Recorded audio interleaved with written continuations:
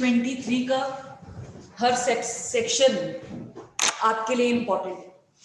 Section 23 Haryana के point of view से और प्रीलिम्स मेंस दोनों के पॉइंट ऑफ व्यू से बहुत इंपॉर्टेंट है। जब हम सेक्शन 23 सब सेक्शन 1 की बात कर रहे हैं, आपके बेयर एक्ट में कहीं पर भी bars to matrimonial relief word use नहीं हुआ। हम क्यों कहते हैं इसको बार्स टू मैट्रिमोनियल रिलीफ? क्योंकि आपके हेड नोट है जो सेक्शन का वो है डिक्री इन प्रोसीडिंग्स। इसका मतलब कोई भी डिक्री अगर किसी प्रोसीडिंग में मिलती है उसके लिए सेक्शन का कंप्लायंस होना जरूरी है। और सेक्शन 23 सब सेक्शन 1 के अगर कोई भी कंडीशन अप्लाई कर जाती है तो आपको मैट्रिमोनियल रिलीफ नहीं मिलेगा, आपको फेवर में डिक्री कभी भी पास नहीं होगी। जब बल्कि जो आपका केस है वो वहीं पर क्या हो जाएगा, खत्म हो जाएगा, कोर्ट उसको आगे हियरिंग ही नहीं देगी। तो जब हमने सेक्शन 23 सब सेक्शन 1 की बात की है, इसका जो ओपनिंग फ्रेज है उसमें एक फ्रेज है वेदर डिफेंडेड और नॉट। इसको मार्क कर लीजिए, इसको मार्क कर लीजिए। ये फ्रेज बहुत इंपॉर्टेंट है। इसका मतलब अगर पिटीशन है between H and W, H ने क्रुएल्टी के ग्राउंड पर पिटीशन फाइल करा, डब्ल्यू इसको डिफेंड कर रही है, पर डब्ल्यू ने कहीं प्लीड नहीं किया कि जो मैट्रिमोनियल बार है कॉन्डोनेशन का वो अप्लाई होता है, तो यहां पर क्रुएल्टी मेकआउट नहीं होती। अब हमने कहा है वेदर डिफेंडेड और नॉट, दूसरी पार्टी अगर कहे या ना कहे ये हमारे लिए इममटीरियल है। हमने तो किसके ऊपर इंपोज की है ड्यूटी? कोर्ट के ऊपर। हमने तो कोर्ट के ऊपर ड्यूटी इंपोज की है। और प्रोविजन मैंडेटरी नेचर का है वो हमें कहां से पता चलता है? जहां पर आपका सेक्शन 23 सबसेक्शन 1 का जो लास्ट ग्राउंड है उसके बाद स्टार्ट होता है court shell grant the relief accordingly. तो जो शैल वर्ड है वो बताता है the provision is mandatory in nature. उसके बाद जब हमने सेक्शन 23 सब सेक्शन 1 की बात की, तो सब सेक्शन 1 में हमने कहा कि यहां पर मैट्रिमोनियल बार्स हैं। मैट्रिमोनियल बार्स दो तरह के हैं। जब हम मैट्रिमोनियल बार्स की बात करते हैं, एक्ट में कोई क्लासिफिकेशन नहीं है, पर अगर हम कंसेप्ट को इसको क्लासिफाई करें पूरे ग्राउंड्स को, तो वो दो उसमें डिवाइड होते हैं। एक तो है जर्नल बार्स, एक है जर्नल बार्स और दूसरा है स्पेसिफिक बार्स, और दूसरा है स्पेसिफिक बार्स। बेटा जर्नल बार्स के बारे में लिखिए, जर्नल बार्स के बारे में लिखिए, जर्नल बार्स के बारे में लिखिए। Journal bars are those bars which would be applicable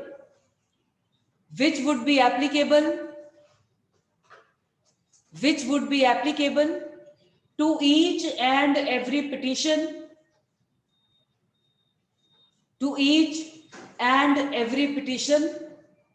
filed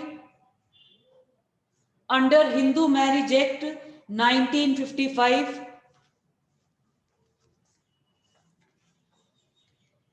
irrespective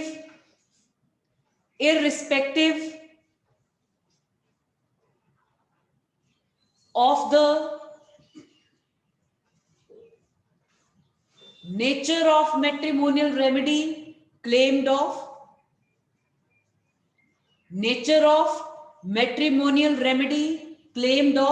चाहे वो सेक्शन 9 आरसीआर है, चाहे वो सेक्शन 10 है, 11, 12, 13, कोई भी है सब पर अप्लाई करेगा. And ground on which such remedy is claimed, and ground on which such remedy is claimed.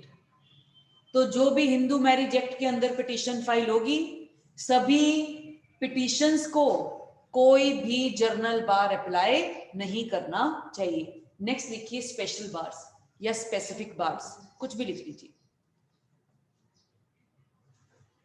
Specific bars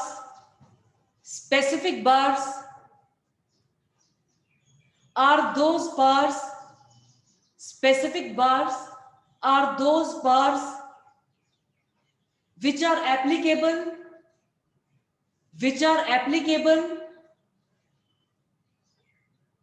to certain fixed category of petitions filed under Hindu Marriage Act 1955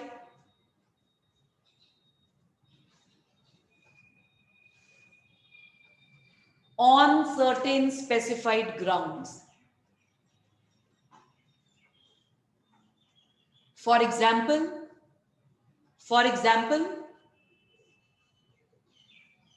if any matrimonial remedy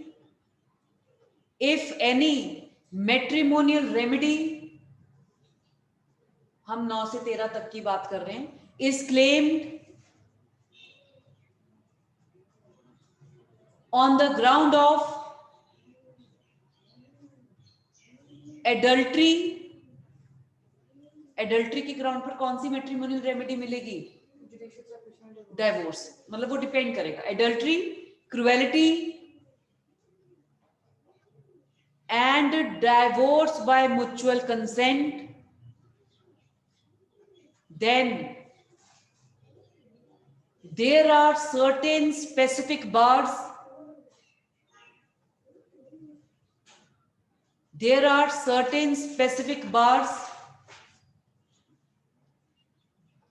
applicable to such petitions in addition to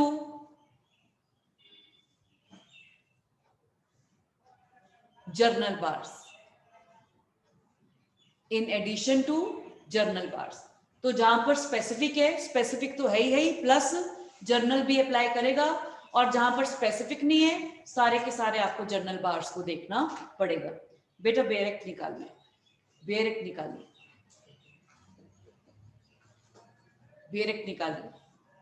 read करना. Section 23 read करना. Section 23, decree and proceedings. Yes. Clause 1. In any proceedings, under this act. बेटा in any proceeding है, any proceeding के ऊपर लिख लीजिए 9 से 13 ये हर किसी पर अप्लाई करेगा. आगे.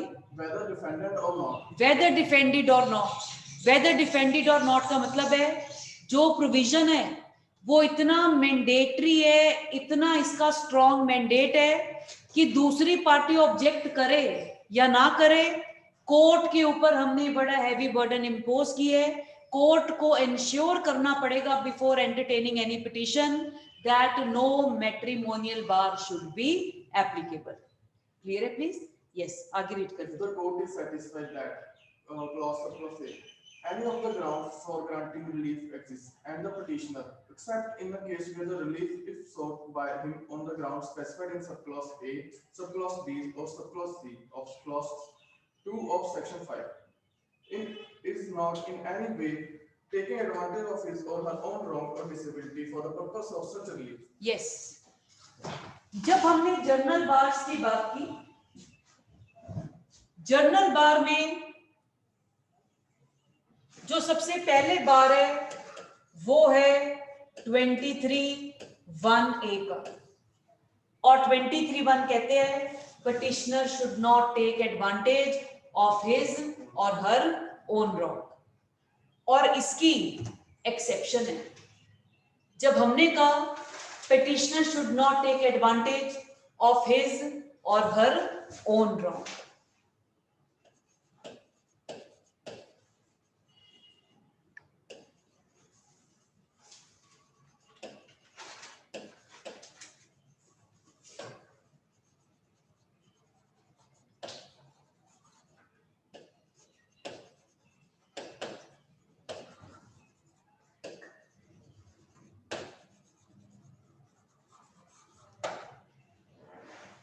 यहां पर यह आपके पेपर के लिए इंपॉर्टेंट है। इस ग्राउंड की एक एक्सेप्शन है और वो एक्सेप्शन क्या है? अगर किसी पार्टी ने रिलीफ क्लेम किया है ऑन सेक्शन 5 क्लॉज 2, जो इसका सब क्लॉज ए बी और सी है, जो 5 क्लॉज 2 है, it is a condition pertaining to sound mind at a time of marriage. If a person is of unsound mind, तो अगर इसका अब ये क्या इम्प्लीकेशन है कि अगर किसी ने एनलमेंट ऑफ मैरिज का पिटीशन फाइल करना है अंडर सेक्शन 12(1)(b), ये हम ऑलरेडी कर चुके हैं, क्लॉज 2 की वॉयलेशन का कॉन्सिक्वेंस होगा voidable marriage, marriage could be annulled by a decree of nullity under section 12(1)(b। Question arise होता है 12(1)(b) के अंदर मैरिज को एनल करवाने के लिए पिटीशन फाइल कौन करेगा? Petitioner, who can be the petitioner? जैसे हम इम्पोर्टेंट स्पाउस के केस में करते हैं, impotent spouse can never be a petitioner, क्योंकि आपके उसमें सेक्शन 12(1)(a) में लिखा हुआ है owing to the impotency of the respondent, तो इम्पोर्टेंट स्पाउस कभी भी पिटिशनर नहीं हो सकता। But same is not with the case with this ground. इसका मतलब अगर हस्बैंड एंड वाइफ हैं, जो हस्बैंड है वो अनसाउंड माइंड से सफर कर रहा है at the time of marriage, पर उसके बाद जो वाइफ है वो भी परेशान है because husband is of unsound mind, पर वाइफ एडजस्ट करने की कोशिश कर रही है। हस्बैंड के लिए साउंड माइंड वाइफ के साथ रहना और भी दिक्कत दे रहा है। हस्बैंड फाइल कर रहा है petition for getting the marriage एनल्ड by the decree of nullity. अब वाइफ कह सकती है that the person is taking advantage of his or her own wrong, पर ये वाला प्ली सस्टेन नहीं करेगा। और क्यों नहीं करेगा? इसका रीजन है अनसाउंड माइंड आदमी ने कोई रॉन्ग नहीं किया, rather he himself or she or he दोनों में से कोई भी, himself or herself is a victim of a nature's curse. ये नेचुरल कर्स है, उसको तो खुद अभिशाप मिला हुआ है। अगर कोई इस डिग्री की इनसैनिटी से सफर कर रहा है तो हमें लगता है कि दूसरे स्पाउस के साथ गलत हो रहा है, पर क्योंकि उसका मेंटली आदमी इज नॉट या female is not that mature, कई बार इस सिचुएशन में the person who is suffering from unsoundness of mind, उसका दूसरे स्पाउस के साथ रहना और भी मुश्किल हो जाता है। इस कंडीशन को, इस सिचुएशन को ध्यान में रखते हुए जब पार्लियामेंट ने 23(1)(a बनाया, साथ में ही उसकी एक्सेप्शन बनाई है कि जो एक फर्स्ट मैट्रिमोनियल बार है, जर्नल बार है, that no one should take advantage of his or her own wrong. It would not be applicable to petitions which are filed under section 12(1)(b) for getting the marriage annulled by the decree of nullity on the ground of contravention of section 5 clause 2 any subclause A, B और C। कोई doubt है तो पूछिए। ये आपने हमेशा ध्यान में रखना है, मेंस के लिए भी और प्रीलिम्स के लिए भी।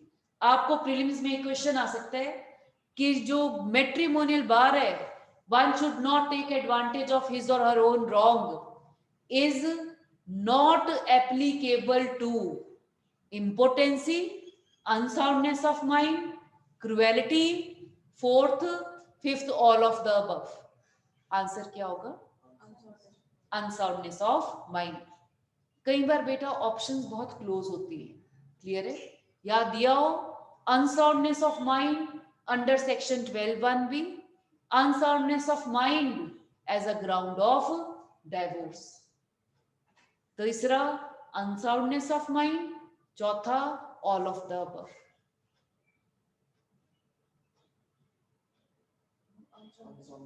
unsound mind. Under 12(1). यस, क्योंकि सेक्शन 5 क्लॉज 2 का जो वॉयलेशन है, it renders the marriage voidable और रेमेडी है annulment of marriage by decree of nullity. तो unsoundness of mind under section 12(1)(b। Prelims में आपको इन चीजों का ध्यान रखना पड़ेगा। क्यों? क्योंकि आप सबने पढ़ा भी हुआ है, पर जब हम उस टाइम पर अपना अप्लाई करते हैं माइंड, कई बार हम रैशनैलिटी ढूंढने लग जाते हैं अपनी ऑप्शंस के बीच में भी। प्रीलिम्स में आपने जो अपना लॉ अप्लाई करना है, जो आपके बेयर एक्ट में लिखा है, इन स्ट्रिक्ट सेंस, क्योंकि सब्जेक्टिविटी की कोई जगह है नहीं, आप ओपिनियन तो जस्टिफाई कर नहीं सकते। तो जो आपको लगता है सबसे बेस्ट ऑप्शन है, हम करेक्ट नहीं कह रहे, हम कह रहे हैं बेस्ट अवेलेबल ऑप्शन, वो आपको वहां पर मार्क करनी पड़ेगी। ठीक है प्लीज। क्वेश्चन आया आपको, wife has committed adultery and husband has committed cruelty. Husband filed petition for divorce against the wife. Maintainable, not maintainable, matrimonial bars applicable, ऐसे ऑप्शंस हैं। हाँ जी, क्या होगा? मैम वाइफ ने अडल्टरी की, हस्बैंड ने क्रूएल्टी की है।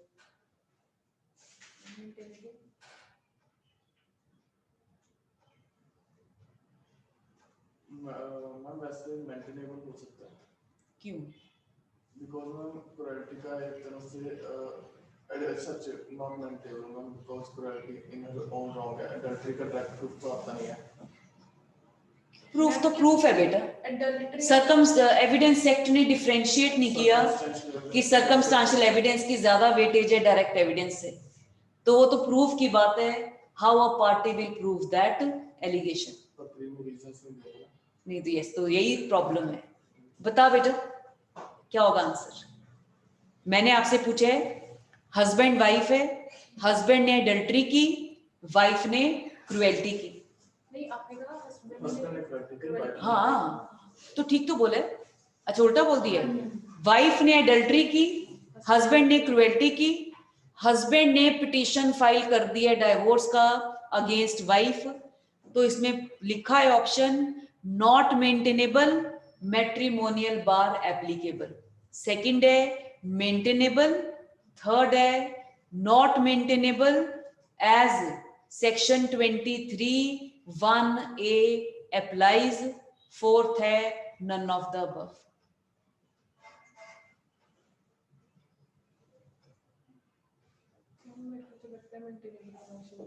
हमने किए ये, हमने किए ये जो हम डिस्कस कर रहे हैं, कहाँ किए?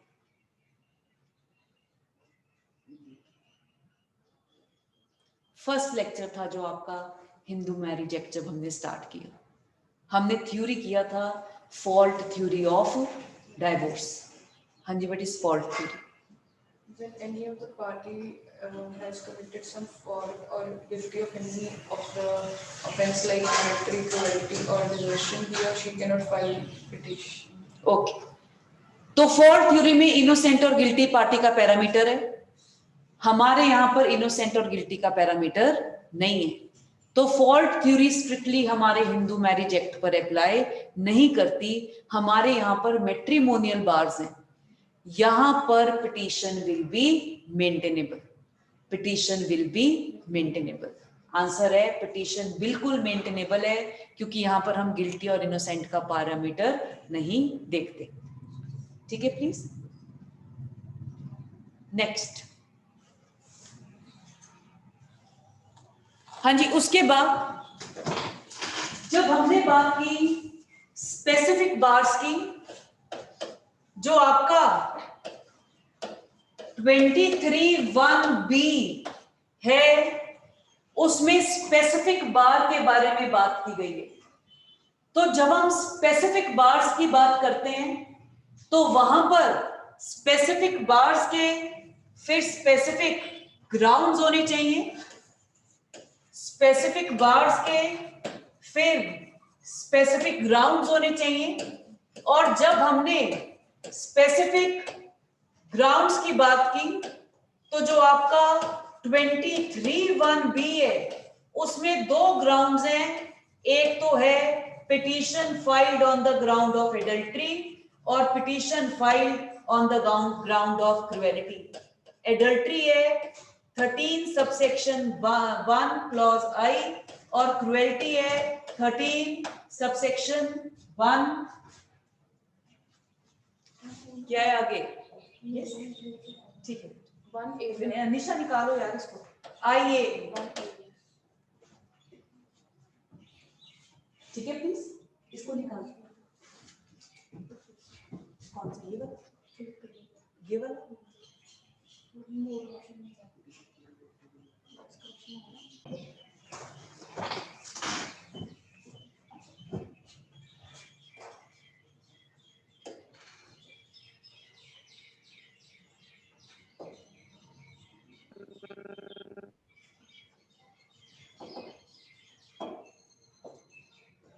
हाँ जी, जब हमने 23(1)(b की बात की उसमें दो मैट्रिमोनियल बार हैं, एडल्ट्री, क्रुएलिटी। एडल्ट्री के लिए आपके बेयर एक्ट में 3 मैट्रिमोनियल बार्स हैं, कनाइवेंस, कंडोनेशन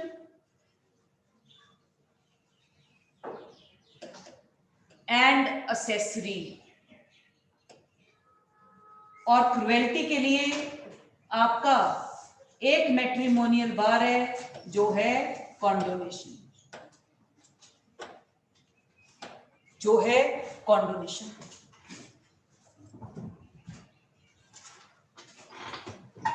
प्लीज रेफर कीजिए सेक्शन 23(1)(b को रेफर कीजिए, रीड कर मौली 23(1)(b।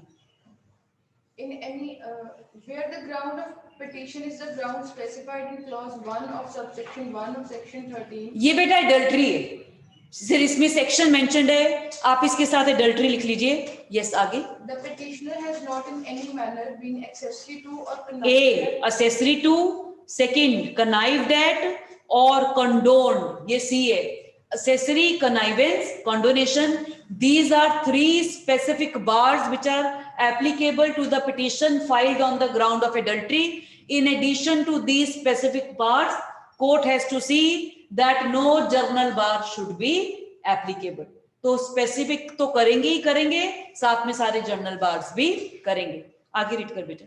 the act or acts complained of, or where the ground of petition is cruelty. Cruelty है 13(1)(IA, आगे।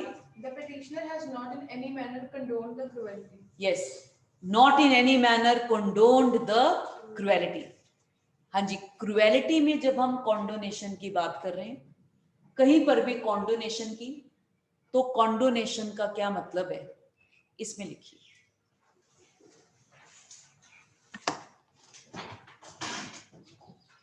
कॉन्डोनेशन में लिखिए meaning of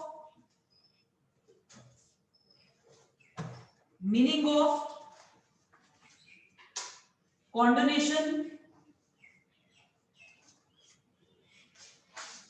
under section 23(1)(a) 1B, sorry, under section 23(1)(b किसका नाम है?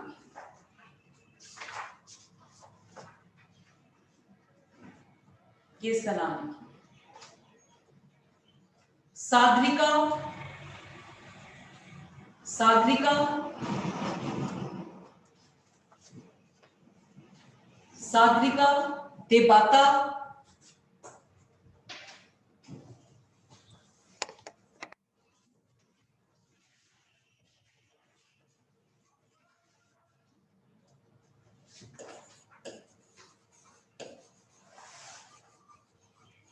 Sagarika Debaka versus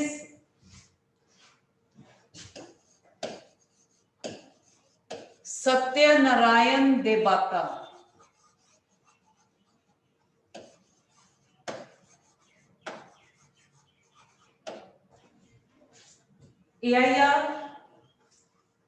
AIR 2010 Odisha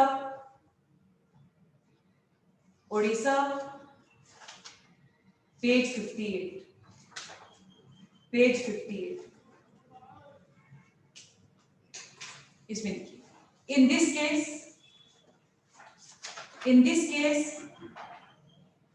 Supreme Court has discussed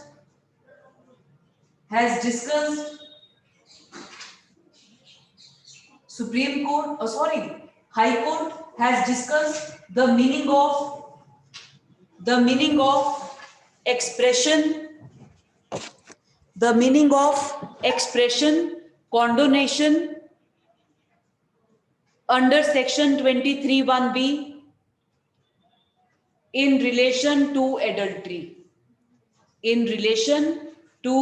adultery.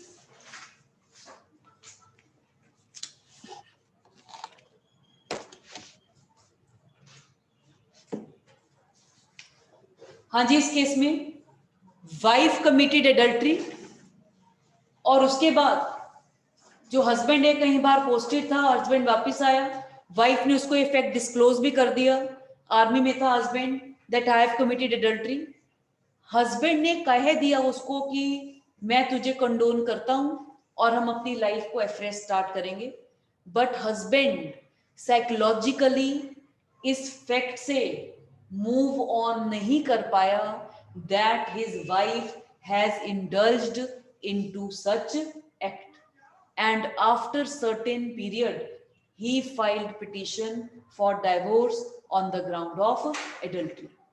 वहां पर wife ने प्लीड किया कि जो इसने मुझे कंडोन कर दिया था, इसने खुद कहा था, तो कॉन्डोनेशन अप्लाई कर रहा है, तो ये पिटीशन एंटरटेन नहीं होनी चाहिए। और जब मैटर कोर्ट पहुंचा, कोर्ट ने कहा कंडोनेशन का कभी भी फॉरगिवनेस मतलब नहीं है, कंडोनेशन एक वाइडर डायमेंशन में यूज है in respect of conjugal relationship between husband and wife. लिखिए इसका meaning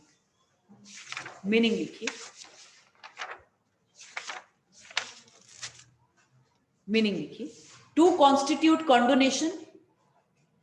constitute condonation there must be two things: forgiveness and restoration. Forgiveness and restoration. Next लिखिए, reinstatement of the offending spouse. Reinstatement of the offending spouse is a prime requirement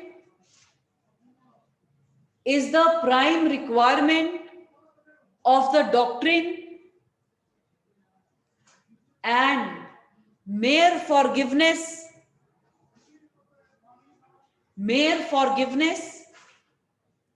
of the matrimonial offense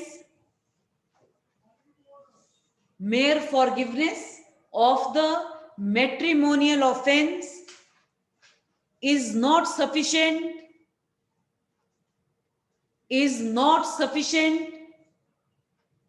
to conclude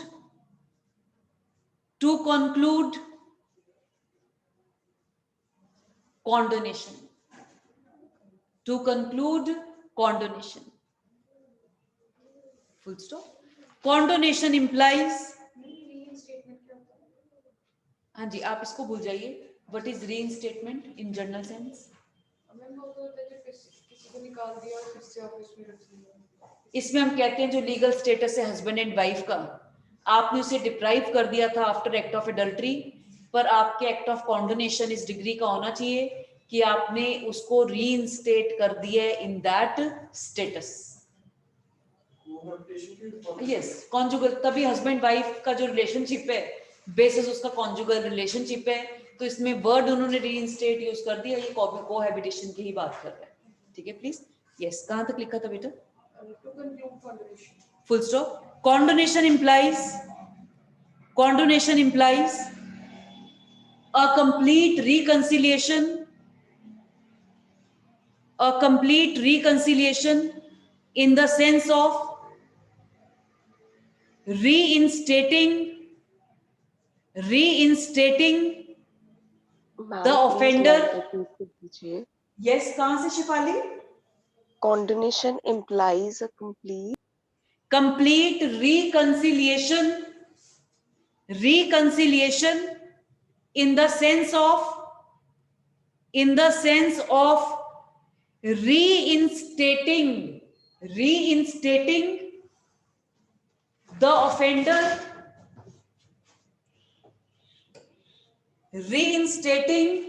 the offender, to conjugal cohabitation.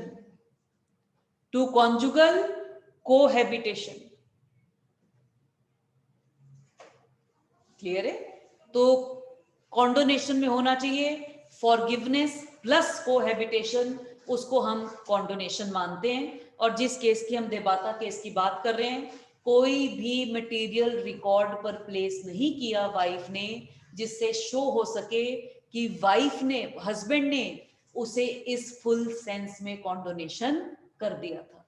और court कहता mayor forgiveness काफी नहीं है, इसलिए wife को इस plea का बेनिफिट नहीं मिला. ठीक है प्लीज.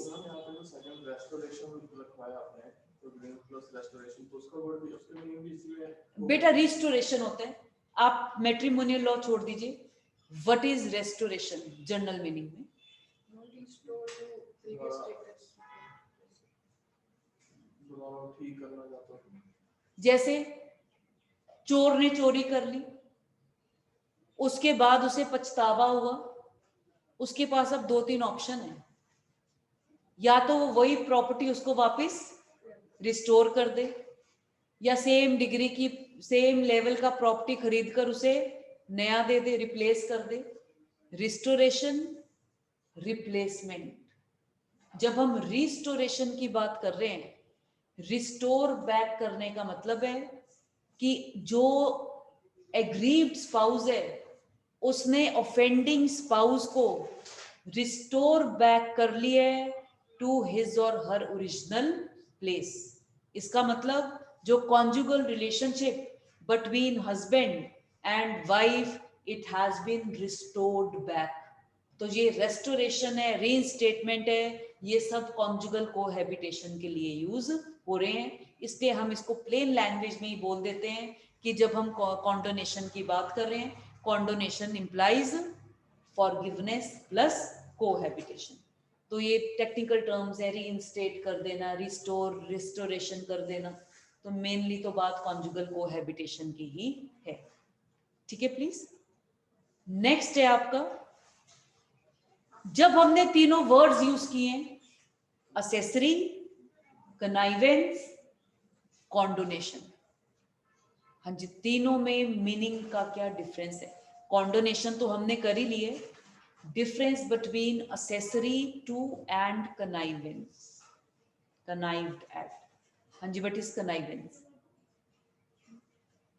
Connivance तो acceptance जैसा होता है कि आप चीज को एक्सेप्ट करके उसको फुली मतलब सपोर्ट कर रहे हो. ओके, बिल्कुल ठीक है. कनाइवेंस होता है कि आपने उस एक्ट के बीच में अपनी सहमति दी हुई है.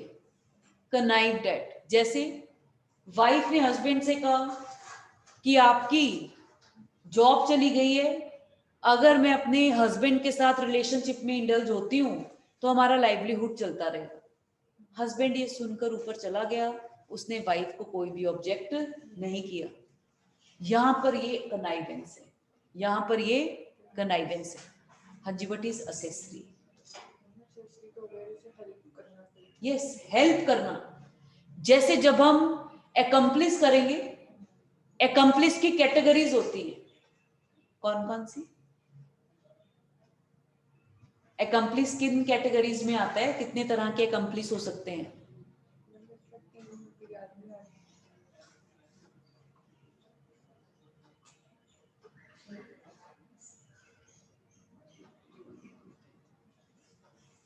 बताओ बेटा, एकम्प्लिस कितनी तरह के होते हैं?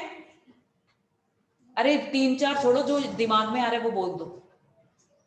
मैम बेसिकली एक तो वो जो हेल्प कर रहा है, ऑफेंस। हेल्प से पहले किसी को बता दो जो हेल्प से भी ज्यादा एग्रावेटेड वो उसमें।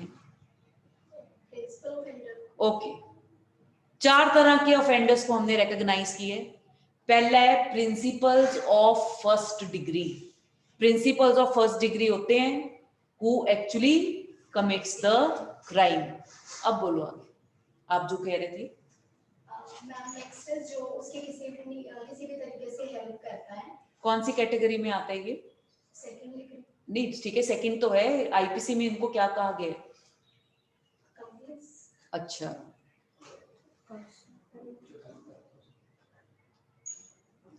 अबेटर्स, दे आर अबेटर्स। ये अबेटमेंट है, आप उसको डायरेक्टेड कर रहे हो किसी तरह से, वो अबेटर्स हैं। क्लियर है? अबेटर्स है। हाँ जी, अबेटर्स प्रिंसिपल्स ऑफ सेकंड डिग्री।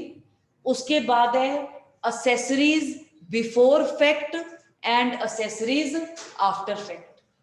और जो हम कह रहे हैं प्रिंसिपल्स ऑफ सेकंड डिग्री, इसका मतलब हु एक्चुअली असिस्ट, या वहां पर जो प्रेजेंट है तो वहां पर हम प्रिंसिपल्स ऑफ सेकंड डिग्री करते हैं। और जो अबेटमेंट का एक स्पेशल प्रोविजन है सेक्शन 114, जहां पर अगर अबेटर प्लेस ऑफ अकरेंस पे प्रेजेंट है, उसको हमने मेन ऑफेंडर जितना ही लायबल किए। क्लियर है? थर्ड है असेसरीज बिफोर फैक्ट, और फोर्थ है accessories after fact. Accessories before fact है आप उसके लिए क्राइम करने से पहले वेपन्स प्रोक्योर करवा रहे हो, आपने उसे कार का अरेंजमेंट कराया, आपने आरडीएक्स उसे मुहैया करवा दिया। असेसरीज आफ्टर फैक्ट होता है क्राइम के बाद आपने उसे छुपने की जगह दे दी, देश से बाहर निकलने में हेल्प कर दी। तो असेसरीज आफ्टर फैक्ट के लिए हमने सेपरेट ऑफेंसिव बनाया हुआ जिसको हम हार्बरिंग कहते हैं, जिसको आईपीसी में हम हार्बरिंग कहते हैं। तो असेसरीज क्या होता है? जैसे आप लोग हैं, आपका जैकेट आपका असेसरी है, ऐड कर रहा है। ये सब जो हम असेसरी कहते हैं, असेसरी होता है आपने उसमें किसी तरह से पार्टिसिपेट किया। जैसे वाइफ ने जाना था जिसके साथ जब एडल्ट्री की है, हस्बैंड उसे अपनी कार में छोड़कर आया और फिर उसे अपनी कार में ही वापस लेकर आया। अब ये कनाइवेंस से आगे हो चुके हैं। आप सिर्फ एग्री नहीं कर रहे, आप एक्टिवली उसको असिस्ट भी कर रहे हैं, तो ये क्या होगा? असेसरी। क्लियर है? कॉन्डोनेशन जो है 2 स्पेसिफिक बार्स है, 2 स्पेसिफिक ग्राउंड्स के लिए। तो कॉन्डोनेशन आपका एडल्ट्री में भी है, कॉन्डोनेशन आपका क्रुएल्टी में भी है। तो कॉन्डोनेशन ओवरलैप करता है। अगर क्रुएल्टी की कोई पिटीशन फाइल हुई है कोर्ट में, उसमें देखना है कि कॉन्डोनेशन नहीं हुई। और इसका क्या रीजन है? क्योंकि कभी भी जो ह्यूमन रिलेशनशिप में कहते हैं ना, उतार चढ़ाव या चढ़ाव उतार जो भी होता है वो चलता रहता है। जब कहते हैं कि जब दो लोग इकट्ठे रहेंगे तो बर्तन खड़केंगे, तो वो जो खड़कना है वो उतार चढ़ाव है हमारी लाइफ में। तो जब ये उतार चढ़ाव होता है तो बहुत ऐसी चीजें होती हैं कि एक आदमी कर देता है, फिर उसे रियलाइज होता है कि नहीं उसने गलत कर दिया, फिर वो उसको माफी मांगता है, दूसरा स्पाउस उसको कंडोन कर देता है। अब हम कहते हैं टू एर्र इज ह्यूमन, आदमी गलतियों का पुतला है। ये यूनिवर्सल प्रिंसिपल है बेटा, ये कोई ऐसा नहीं कि किसी एक पर्टिकुलर उस पर अप्लाई करता है। अगर किसी ह्यूमन बीइंग से गलती हो गई है और दूसरे स्पाउस ने उसको कंडोन भी कर दिया है, और दोनों ने अपना मैट्रिमोनियल जो रिलेशनशिप है उसको रिज्यूम भी कर लिए। उसके 8 महीने के बाद फिर से खुंदक चढ़ी कंडोन करने वाले को, और उसने पहली वाली क्रुएल्टी के बेसिस पर पिटीशन फाइल कर दिया। कोर्ट जस्टिफाई नहीं करेगा, कोर्ट में उसको एंटरटेन नहीं किया जाएगा। वो क्यों? क्या अगर किसी से गलती होगी है, क्या वो लाइफ लॉन्ग उस गलती की तलवार उसके सिर पर लटकती रहनी चाहिए कि जो दूसरा स्पाउस है, ग्रीव्ड स्पाउस है, वो कभी भी कोर्ट में जा सकता है डाइवोर्स के लिए? क्या ये ठीक है? नहीं। क्यों? मैं तो उसको कभी भी ब्लैकमेल कर देगा कि उसकी कोई गलती ना भी हो कि मैं तुझे डिवोर्स दे दूंगा। नहीं, हम क्योंकि मैरिज, इंस्टीट्यूशन ऑफ मैरिज हमारे लिए सबसे इंपॉर्टेंट है, आपका आंसर भी उसके कॉन्टेक्स्ट में होना चाहिए। क्योंकि हमारा जब सेक्शन 13 को बनाया गया, सेक्शन 13 को फर्स्ट टाइम इंट्रोड्यूस किया 1955 में। इससे पहले डाइवोर्स की रेमेडी एज सच अवेलेबल नहीं थी। हमारा जो लॉ था, हम कहते थे कि मैरिज एक ऐसी यूनियन है जो डिसॉल्व नहीं हो सकती, परमानेंट यूनियन कहते थे। तो जब हमने 1955 में इसको डाला, उस टाइम पर भी और आज भी हम मैरिज के इंस्टीट्यूशन को ही प्राइम इंपॉर्टेंस देते हैं। उसके कॉन्टेक्स्ट में ही आपका आंसर होना चाहिए। पार्टीज फूटीज भूल जाओ, आंसर आपका सोशल इंस्टीट्यूशन के बेसिस पर होना चाहिए। मैम इसमें ये कह सकते हैं कि कभी भी जो हिंदू मैरिज एक्ट की रेमेडीज है वो किसी पार्टी को हरास करने के लिए नहीं यूज की जा सकती। बेटे इसका कारण है, हस्बैंड और वाइफ का जो रिलेशनशिप है that is of utmost fiduciary relationship. जो हस्बैंड वाइफ को डिस्क्लोज करते हैं और वाइफ हस्बैंड को, इवन हमने उसे प्रिविलेज्ड कम्युनिकेशन में डाला हुआ है। मैरिज की सैंक्टिटी को ही मेंटेन करने के लिए हमने एविडेंस एक्ट में उसको प्रिविलेज्ड कम्युनिकेशन में डाला हुआ है कि वो कोर्ट में आकर भी गवाही नहीं दे सकते। क्यों? क्योंकि जिस फिड्यूशियरी रिलेशनशिप की हम बात कर रहे हैं उसको एक बहुत बड़ा सेटबैक पहुंचेगा अगर हमने मैरिटल यूनियन के दौरान जो आपस में उनके एक्सचेंज हुए हैं इन दैट ट्रस्ट, उसे हमने बाहर जाकर कोर्ट में जाकर गवाही देना स्टार्ट कर दिया। इसलिए जब हमने कहा कि कॉन्डोनेशन की बात की है, अगर हमने ऐसा कहा कि तलवार हमेशा लटकी रहेगी तो आप एक दूसरे पर फेथ और ट्रस्ट रिपोज नहीं कर पाएंगे, क्योंकि आपको होल हार्टेडली एक्सेप्ट करना पड़ेगा हस्बैंड एंड वाइफ को अगर वो एक दूसरे में 100% फेथ रिपोज करना चाहते हैं। अगर हमेशा ही एक स्पाउस के मन में वो गिल्टी फीलिंग रहेगी, वो डर रहेगा, तो वो जो रिलेशनशिप का जो रियल फ्लेयर है, जो रियलिटी में that is a source of enjoyment कि आपके पास कंपेनियनशिप है। हमारे यहाँ पर मैरिज बच्चों के लिए, अब बच्चों का होना ना होना that has become secondary, because now parents are choosing कि बच्चों को करें भी या ना करें, उनका अपना म्यूचुअल डिसीजन होता है। बट अब कहते हैं शादी होना बहुत जरूरी है, और इसका रीजन देते हैं कि जब तक आप कॉलेज में हो, संग साथी साथ हैं, विद पैसेज ऑफ टाइम सबकी शादियां हो जाएंगी, सब अपनी लाइफ में इन्वॉल्व हो जाएंगे। उस टाइम पर आदमी को अगर कंपेनियनशिप नहीं मिलेगी, आदमी could go into depression, stress. तो हम कहते हैं कि आपके पास एक परमानेंट एक कुशन है जहां पर आप इमोशनली डिपेंडेंस, आप उस पर जो रिलायंस प्लेस कर सकते हैं। तो इस सैक्रामेंटल यूनियन की सैंक्टिटी को मेंटेन करने के लिए ये बहुत जरूरी था कि हमेशा जिससे गलत हो चुके और जो रिपेंट कर भी रहा है, माफी दूसरे ने माफी कर भी दी है, उसके बाद नॉर्मल रिलेशनशिप भी है, आप फिर से उसको एज अ वेपन यूज नहीं कर सकते एट एनी टाइम। और इसलिए हमने कहा अगर एक बार आपने कॉन्डोन कर चुके हैं एक्ट ऑफ क्रुएलिटी, उसके बाद आपका नया कॉज ऑफ एक्शन होना चाहिए। पुराना कॉज ऑफ एक्शन तो आपका खत्म कर दिया है, खत्म हो चुके हैं by that act of cruelty.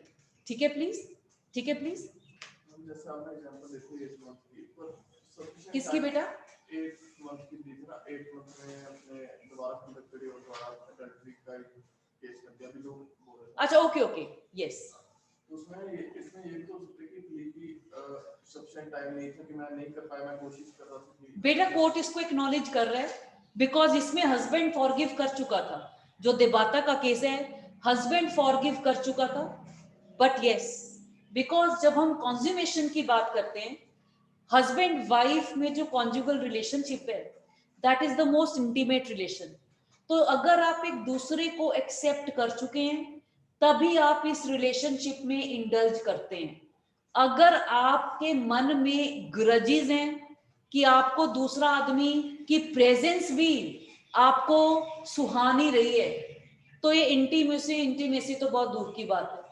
तो जब हमने कहा, हस्बैंड ने वोकली तो कह ही दिया कि मैं फॉरगिव करता हूं और हमें न्यू स्टार्ट करना चाहिए, पर बेटा क्योंकि ह्यूमन रिलेशनशिप मैथमेटिकल इक्वेशन नहीं होती, कुछ कहते हैं टाइम हील्स, टाइम का जो है विद टाइम हर बाउंड हील अप हो जाता है, पर उसके लिए कोई स्ट्रेट जैकेट फॉर्मूला नहीं है। कुछ ऐसे बाउंड्स होते हैं जो थ्रू आउट लाइफ भी हील अप नहीं हो पाते। तो अगर हस्बैंड कोशिश कर रहे हैं to preserve matrimonial home, law उसको पनिश नहीं करेगा क्योंकि तूने 8 महीने लगा दिए हैं, अब तुझे हम रेमेडी नहीं देंगे।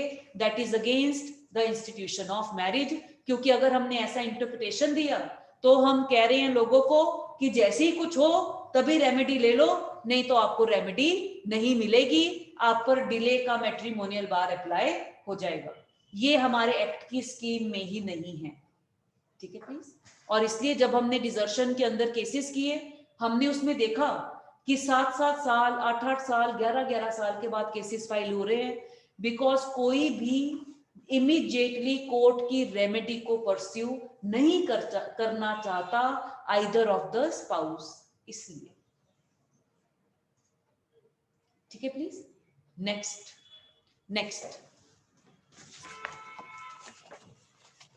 हाँ जी, उसके बाद जब हमने नेक्स्ट बात की, जो आपका नेक्स्ट मैट्रिमोनियल बार है, हमने स्टार्ट किया था सेक्शन 23(1) में कुछ जर्नल बार है और कुछ स्पेसिफिक बार है।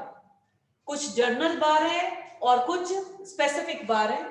जर्नल बार हमने पहला किया 23(1)A में, no one should take advantage of his और ओन रॉन्ग, और साथ में हमने कहा it is not applicable to petitions filed under section 12(1)B on the ground of contravention of section 5 clause 2 sub clause ABC।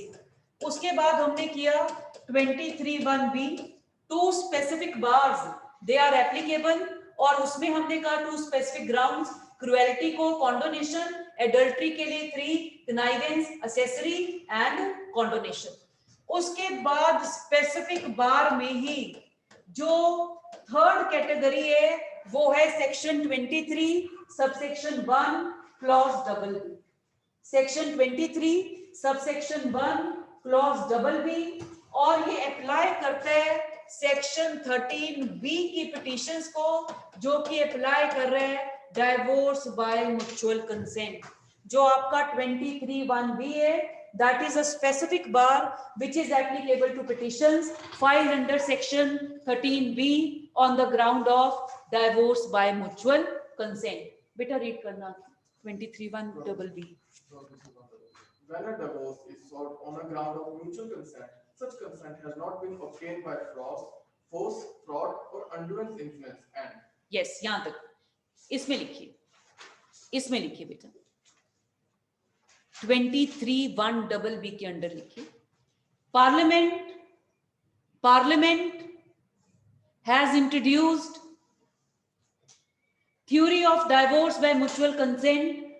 Parliament has introduced theory of divorce by mutual consent by Marriage Laws Amendment Act. कौन सा year है बेटा? 1976. Yes, Marriage Laws Amendment Act 1976. But Parliament never. एक बार repeat कर दो 1B। क्या कुछ ऐसा अभी ऐसा बोला ही नहीं सुल्तान, क्या रिपीट करना है?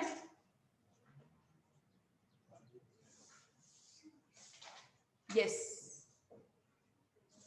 एक बार मॉली रीड करना बेटा. Parliament has introduced divorce by mutual consent by Marriage Laws Amendment Act 1976. 1976. Full stop. But Parliament never intended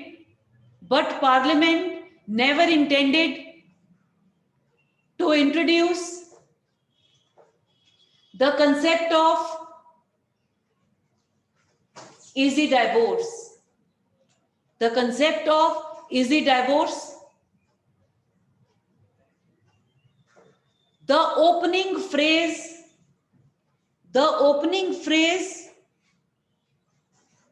of section 13, capital B, subsection 1, that is double inverted commas में लिख लीजिए, subject to the provisions of this act, subject to the provisions of this act,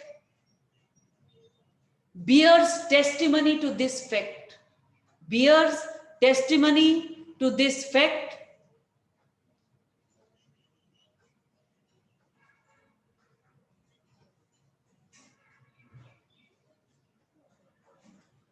full stop. If any petition is filed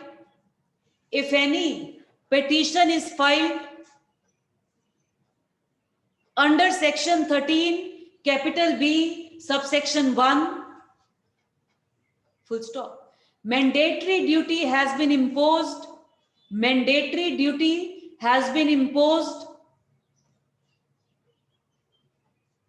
on the court under section 23 subsection 1 double B, under section 23 subsection 1 double B, to ensure that consent has not been obtained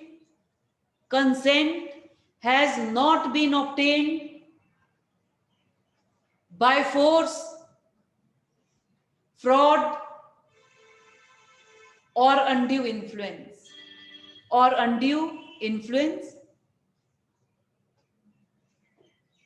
Therefore,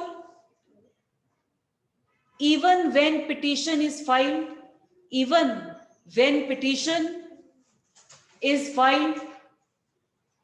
on ground of mutual consent,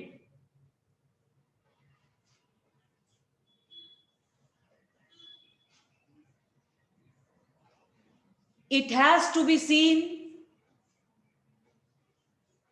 that 23(1) double B should not be applicable in addition to all other journal bars.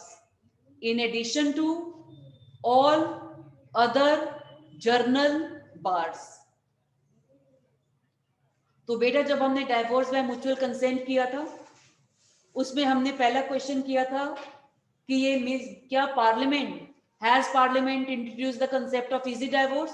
Discuss this statement and support your answer with statutory provision and case laws. तो वहां जब हमने phrase by phrase word by word section को interpret किया था तो subject to the provision of this act में हमने सेक्शन 14 और 23 को रेफर किया था, वहां आप उसको इसमें भी ऐड कर सकते हैं क्योंकि वहां हमने स्पेसिफिक 23(1) डबल बी की बात नहीं की थी, हमने सेक्शन 23 को जर्नल डिस्कस किया था। तो 23(1) डबल बी में स्पेसिफिक बार है which is applicable to petition filed on the ground of divorce by mutual consent. जो आपका नेक्स्ट मैट्रिमोनियल बार है that is pertaining to journal bar 23(1)(c) and that is collusion।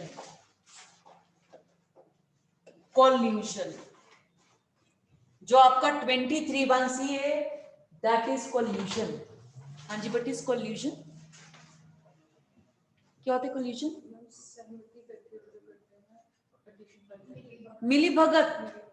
जैसे husband कह रहे हैं कि wife ने क्रुएल्टी की है, मुझे डाइवोर्स चाहिए, वाइफ कहे हाँ मैंने क्रुएल्टी की है, डाइवोर्स दे दो, ये कोल्यूशन है, मिली भगत नहीं होनी चाहिए। क्यों?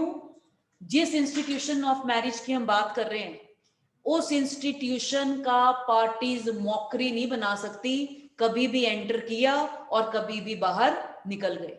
आप अगर इंस्टीट्यूशन ऑफ मैरिज में एंटर हुए हैं, आपके लिए बाहर निकल पाना इतना इजी नहीं होगा, because that would defeat the very foundation on which our society is lying. Marriage और फैमिली सबसे इंपॉर्टेंट दो सोशल पिलर्स हैं। अगर आप सोशियोलॉजी पढ़ते हैं, या सोशियोलॉजी आपने कभी देखा है, सोशियोलॉजी में जो सबसे इंपॉर्टेंट टॉपिक्स हैं वो सिर्फ सोशियोलॉजी के लिए नहीं, लॉ, पॉलिटिकल साइंस, सबके लिए। तो दो इंपॉर्टेंट, सबसे इंपॉर्टेंट इंस्टीट्यूशंस हैं फॉर एनी ह्यूमन बीइंग, वो है family and marriage. Family and marriage.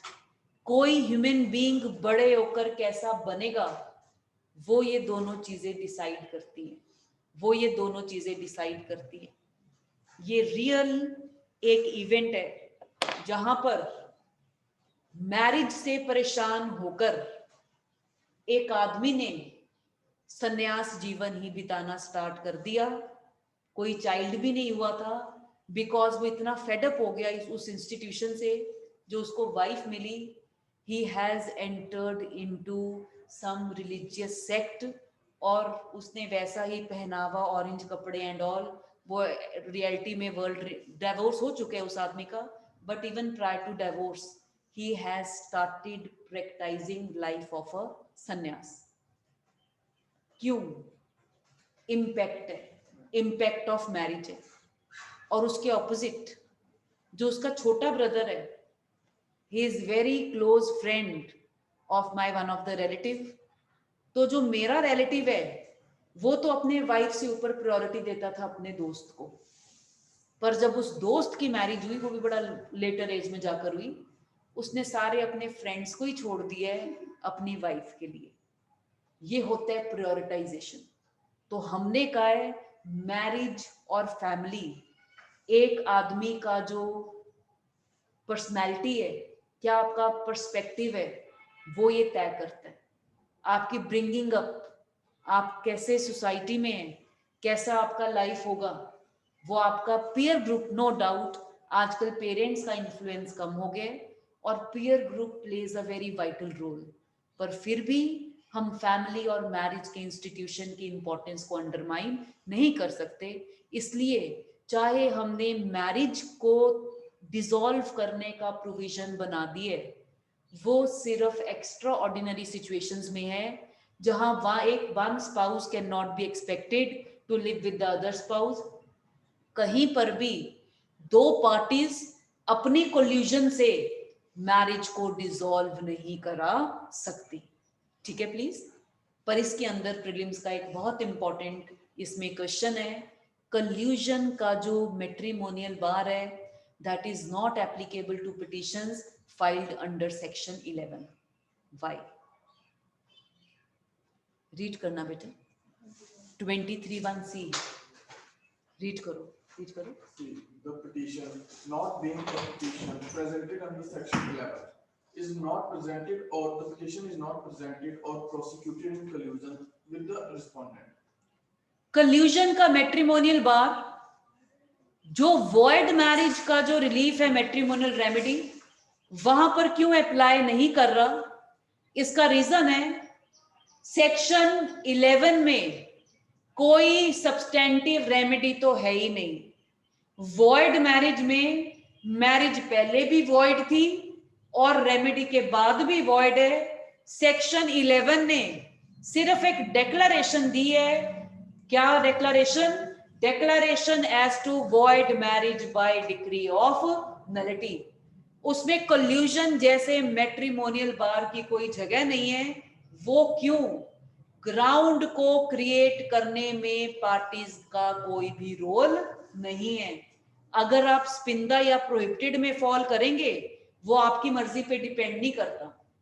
अगर आप कर रहे हैं तो कर रहे हैं, नहीं कर रहे हैं तो नहीं कर रहे हैं, बिकॉज आपका जो रिलेशनशिप बाय बर्थ है, रिलेशनशिप बाय ब्लड है या रिलेशनशिप बाय मैरिज है, उन रिलेशनशिप से तय होता है कि स्पिंदा या प्रोहिबिटेड में हस्बैंड वाइफ फॉल कर रहे हैं या नहीं कर रहे। अगर कोई बाइगैमी कर रहा है, बाइगैमी करने में जो उसका दूसरा स्पाउस है उसकी कोई मिली भगत नहीं है, तो वो सेकंड मैरिज वॉइड होगी। यही कारण है कोल्यूजन का जो मैट्रिमोनियल बार है वहां पर ये वाला जो सेक्शन 11 की पिटिशंस हैं वहां पर अप्लाई नहीं करेगा। क्यों? अगर आप किसी मैरिड आदमी के साथ कोल्यूजन कर फिर से शादी कर रहे हैं इन spite of knowledge of the fact, law कह रहा है हमें कोई प्रॉब्लम नहीं है, पर आप अपने पांव पर खुद हथौड़ी मार रहे हो, क्योंकि आपको legal status husband and wife का नहीं मिलेगा। ठीक है प्लीज? Yes, next. ये याद रखना बेटा, कोल्यूजन का जो मैट्रिमोनियल बार है that is not applicable to petitions filed under section 11। ये आपने हमेशा याद रखने अपने प्रीलिम्स के लिए। The matrimonial bar of collusion is not applicable to petitions, ये आप लिख लीजिए। The matrimonial bar of collusion under section 23(1)(c) is not applicable to petitions filed under section 11.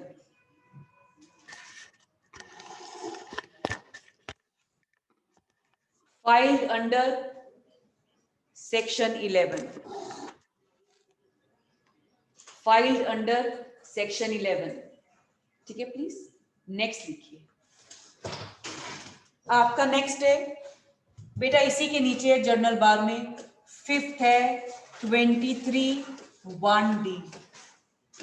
23(1)(d) और बार है unnecessary and improper delay. Unnecessary and improper delay. Unnecessary and improper delay. इसके आपको questions आ जाते हैं। ये जर्नल बार है, applicable to each petition जो file हो रहे हैं, पर इसका कोई भी स्ट्रेट जैकेट फॉर्मूला नहीं है। अननेसेसरी या इम्प्रॉपर डिले अप्लाई करेगा या नहीं करेगा, ये एक सब्जेक्टिव इशू है, और हमने कोई भी ऐसा इंटरप्रिटेशन नहीं देना जो किसी भी प्रोविजन के जो लेजिस्लेटिव इंटेंट को डिफीट करे। क्वेश्चन कैसे है?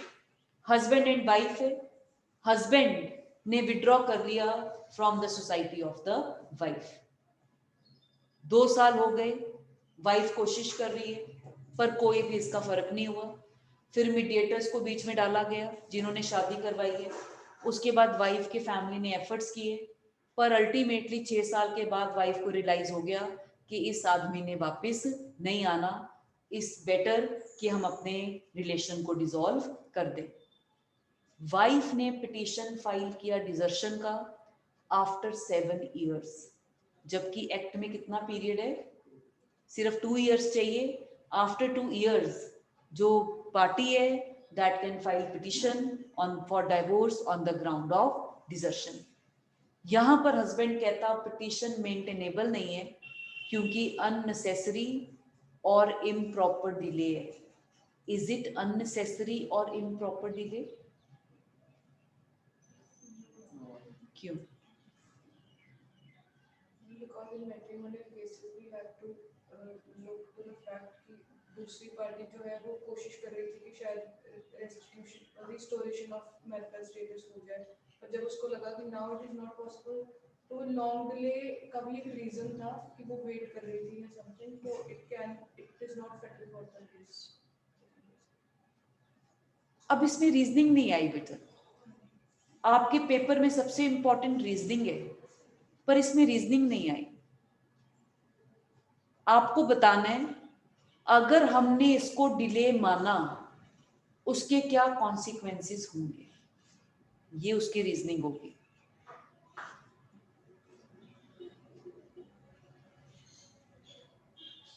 क्या रीजनिंग है? हमारा जो लॉ है जब बनाया गया उस टाइम पर पार्लियामेंट्री डिबेट्स में ये कहा गया कि सेक्शन 13 की सैंक्टिटी तभी मेंटेन होगी अगर कोर्ट इसको कभी इन्वोक ना करे। तो हम डाइवोर्स को चाहे हमने रेमेडी ले ली है, पर कोर्ट कभी भी इसको इजीली इन्वोक नहीं करती। और यही कारण है 15-15, 20-20 साल लग जाते हैं, अल्टीमेटली मैटर सुप्रीम कोर्ट पहुंचता है, तब भी पता नहीं होता डाइवोर्स मिलेगा या नहीं मिलेगा। अब हमने कहा अननेसेसरी और इम्प्रॉपर डिले। अगर हमने इसको ये इंटरप्रिटेशन दिया कि जैसे ही आपको कोई मैट्रिमोनियल रेमेडी का कोई ग्राउंड अवेलेबल होता है, party should approach court at the first instance. इसका मतलब है that we are encouraging the parties not to make any efforts for preservation of institution of marriage. Rather, that party should approach court as early as possible. Otherwise, her right would be defeated by matrimonial bar of unnecessary or improper delay. क्या ये ठीक होगा? आपने किस party के ऊपर penalty लगाई अगर आपने अननेसेसरी या इम्प्रॉपर डिले किया? एग्रीव्ड पार्टी नहीं, वो पार्टी जो अपनी मैरिज को प्रिजर्व करने के लिए डिफरेंट ऑप्शंस को एक्सरसाइज कर रही थी। This is not with scheme of the act, जिस इंटेंशन से एक्ट बनाया गया। इसका मतलब आप उसको रेमेडी डिफाई कर रहे हैं, डिक्लाइन कर रहे हैं, जिस स्पाउस ने मैरिज को प्रिजर्व करने की कोशिश की। ये कभी भी इंटेंशन ऑफ द लेजिस्लेचर नहीं है। तो अननेसेसरी और इम्प्रॉपर डिले के लिए कोई स्ट्रेट जैकेट फॉर्मूला नहीं है। Court will examine each case keeping in view facts and circumstances. क्यों? मैरिज लॉज में each and every case has its own peculiar facts. उसके अकॉर्डिंग कोर्ट डिसाइड करेगा अननेसेसरी या इम्प्रॉपर डिले है या नहीं है। क्लियर है प्लीज? हाँ जी, जर्नल बार में लास्ट लिखिए 23(1)(e). 23(1)(e)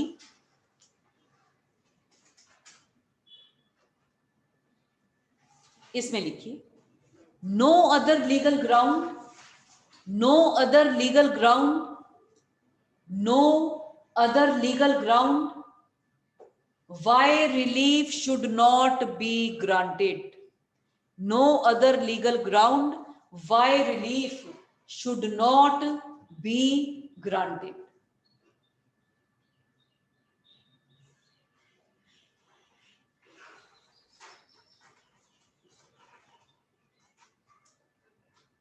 क्लियर है? और अगर कोई भी मैट्रिमोनियल बार अप्लाई करेगा, पिटीशन एंटरटेन नहीं होगी। कुछ जर्नल्स हैं, कुछ स्पेसिफिक हैं। स्पेसिफिक आपके दो ही प्रोविजन में है, 23(1)(b) एडल्ट्री और क्रुएल्टी के लिए, 23(1)(b) आपका डाइवोर्स बाय म्यूचुअल कंसेंट के लिए। बाकी सारे इसमें जर्नल बार्स हैं। ये आपने ध्यान रखना है। जो आपका 23(1)(a है तो वो जर्नल बार, पर 12(1)(b) read with section 5 clause 2 sub clause ABC को अप्लाई नहीं कर रहा। फिर आपने कोल्यूशन में ध्यान रखना है तो general bar, but it is not applicable to petitions filed under section 11 for getting the marriage declared as void marriage by decree of nullity.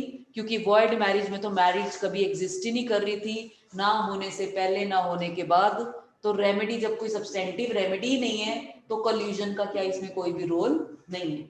इसलिए आपने एक्सेप्शंस और सेक्शन का क्या स्कोप है, अननेसेसरी और इम्प्रॉपर डिले में आपको याद रखना है कि इसका कोई स्ट्रेट जैकेट फॉर्मूला नहीं है। Each case will have to be decided in its own peculiar facts and circumstances. बेटा कोई डाउट है तो पूछिए, कोई डाउट है तो पूछिए। शिफाली, एक बार आप सेक्शन 23 सब सेक्शन 1 रीड करना please. Section 23 sub section 1। Yes, ma'am. In any proceeding under this act, whether defended or not, if the court is satisfied that A, any of the ground for granting relief exists, and the petitioner, except in the case where the relief is sought by him on the grounds specified in subclause A, subclause B, or subclause C of clause 2 of section 5, is not in any way taking advantage of his or her own wrong or disability for purpose of such relief, and B, where the ground of petition is the ground specified in clause 1 of subsection 1 of section 13, the petitioner has not in any manner been accessory to or connived at or condoned the act or acts complained, or where the grounds of the petition is cruelty, the petitioner has not in any manner condoned the cruelty, and double B, when a divorce is sought on the ground of mutual consent, such consent has not been obtained by force, fraud, or undue influence, and C, the petition, not being a petition presented under section 11, is not present is not presented or prosecuted in collusion with the respondent, and D, there has not been any unnecessary or improper delay in instituting the proceedings, and E, there is no other legal ground why relief should not be granted, then in such a case, but not otherwise, the The court court shall. shall, shell को highlight कर लीजिए. Shell word imply कर रहा है section 23 subsection 1 is mandatory in nature. Section 23 subsection 1 is mandatory provision, क्योंकि आपके opening line में कहीं शेल नहीं है. जहां सेक्शन खत्म हो रहा है सबसेक्शन 1, वहां पर उन्होंने शेल वर्ड यूज किए, जो कि पार्लियामेंट का इंटेंशन रिफ्लेक्ट कर रहे हैं that this provision is mandatory in nature. Clear है प्लीज? जो आपका सेक्शन 23 है, रियलिटी में इसको सेक्शन 7 या 8 होना चाहिए था. क्यों? जगह तो इसे 23rd नंबर पर मिली है बेयर एक्ट में, पर ये पिक्चर में आता है जब किसी ने मैट्रिमोनियल रेमेडी के लिए पिटीशन फाइल करनी है, उससे पहले हमने देखना होता है कि सेक्शन 23 सबसेक्शन 1 का कोई मैट्रिमोनियल बार अप्लाई ना करे. अगर कोर्ट ये इंश्योर कर चुकी है कोई मैट्रिमोनियल बार नहीं है, और वो कहती है कि ठीक है पिटीशन ऑथेंटिक है, हमें इसको एंटरटेन करना चाहिए, तो इमीडिएटली हियरिंग स्टार्ट नहीं होती. उसके बाद मैंडेटरी ड्यूटी है कि कोर्ट को दोनों के बीच में रिकंसिलिएशन की कोशिश करनी है. इवन जब आप प्रैक्टिकली जब आप जज बन जाएंगे और आपके पास मैरिज के अंडर मैट्रिमोनियल लॉस के अंडर कोई केस लगेगा, तो पहले डायरेक्टली केस की हियरिंग नहीं होती, वो उसको मीडिएशन में रेफर करते हैं. मीडिएशन सेल्स बने हुए हैं, वहां पर उनके मीडिएटर्स हैं, और अगर मीडिएटर रिपोर्ट भेजता है कि इनके बीच में किसी भी तरह का कोई कंसिलिएशन नहीं हो सकता, उसके बाद रिकंसिलिएशन नहीं हो सकता, उसके बाद केस की हियरिंग स्टार्ट होती है. तो जब आपका जो सेक्शन 23 सबसेक्शन 2 है, that is talking about mandatory duty of court to bring about reconciliation between the parties wherever it is possible. तो अगर आपको कोई क्वेश्चन आता है, आपने ध्यान रखना है कि रिलीफ की तो बात में आएगी, जैसे ही केस फाइल हुए on any ground, even on divorce by mutual consent, court उसे मीडिएशन सेल में रेफर करता है, और वहां पर वो कोर्ट है, court tries to bring about reconciliation between the parties. Clear है प्लीज? नेक्स्ट लिखिए सेक्शन 23 सबसेक्शन 2. सेक्शन 23 सबसेक्शन 2, इसमें लिखिए मैंडेटरी ड्यूटी, हेडिंग लिखिए mandatory duty of court to make effort for reconciliation between the parties.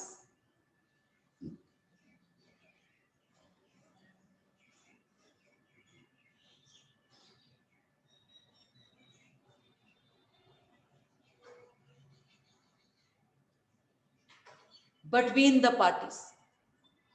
Molly read कर बेटा subsection 2 को। Before proceeding to grant any relief under this act, it shall be the duty. Underline कीजिए shell word, shell आगे। It shall be the duty of the court in the first instance. First instance, सबसे पहले first instance, act की तो बात में आएगी, ground क्या है क्या नहीं है, फर्स्ट इंस्टेंस आगे। In every case where it is possible so to do consistently with the nature and circumstances of the. Underline कीजिए, possible so to do consistently with the nature and circumstances of the case. अब for example wife ने divorce के लिए case file किया on the ground कि जो husband है, husband has not been heard alive for a period of 7 years। अब court इसमें क्या रिकंसिलिएशन की कोशिश करे जब हस्बैंड का 7 साल से कोई अता पता ही नहीं है, तो यहां पर ये वाला सेक्शन 23 सबसेक्शन 2 अप्लाई नहीं करेगा। इसलिए हमने कहा है it is possible so to do consistent with nature and circumstances of the case आगे। To make every endeavor to bring about a reconciliation between the parties. जो इसका प्रोवाइजो है that is more important from the section. इसमें next लिखिए proviso next paragraph लिखिए section 23 subsection 2 में। Proviso to section 23 subsection 2 is having certain exceptional cases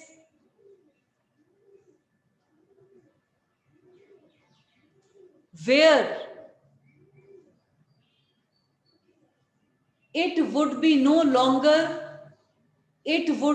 longer mandatory for courts to make effort for reconciliation,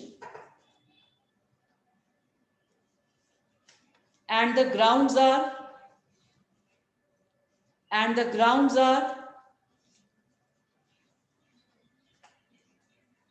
first 13(1) clause 2, 13(1) clause 2 इसमें लिख लीजिए, cease to be a Hindu by conversion into another religion। यह आपका clause 2 है, cease to be a Hindu by conversion into another religion। अगर कोई convert ही कर गया, कोर्ट की रिकंसिलिएशन से क्या होगा, कोई वो रिकन्वर्ट थोड़ी ना कर जाएगा, तो जो कन्वर्जन का फैक्ट है वो चेंज नहीं हो सकता। जिससे वाइफ एग्रीव्ड है तो कोर्ट को रिकंसिलिएशन कोशिश करने की जरूरत ही नहीं है। नेक्स्ट लिखिए 13(1) clause 3, 13(1) clause 3 unsoundness of mind. अगर कोई डाइवोर्स की रेमेडी क्लेम कर रहा है ऑन अनसाउंडनेस ऑफ माइंड, तो कोर्ट क्या रिकंसिलिएशन कराने की कोशिश करे कि आप उसके साथ रहो in spite of his unsoundness of mind? नहीं, that would be unjustified to that spouse. इसलिए अनसाउंडनेस ऑफ माइंड के ग्राउंड पर भी रिकंसिलिएशन का मैंडेट अप्लाई नहीं करता। नेक्स्ट लिखिए 13(1)(4) क्लॉज 4 आएगी 13(1)(4